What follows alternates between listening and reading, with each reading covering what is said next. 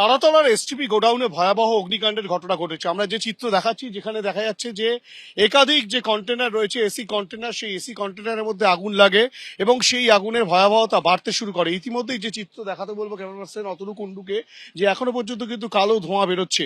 একাধিক এরকম AC container রাখা রয়েছে এবং এই এসটিপি যে তারাতলা অঞ্চলের যে এসটিপি গোডাউন, সেখানেই কিন্তু এই যে কন্টেনারগুলো রাখা ছিল, পুরনো কন্টেনার, সেই পুরনো কন্টেনারের মধ্যেই আগুন লাগে।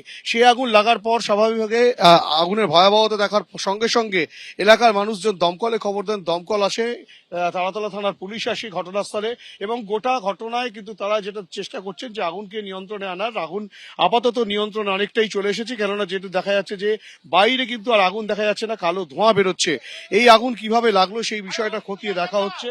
দমকল কর্মীরা রয়েছেন, তারা চেষ্টা চালাচ্ছেন। দমকলের মোট 4টি ইঞ্জিন ঘটনাস্থলে এসে সেই আগুন নিয়ন্ত্রণে আনার চেষ্টা চালাচ্ছে। সেই চিত্র কিন্তু দেখা যাচ্ছে তারাতলায়।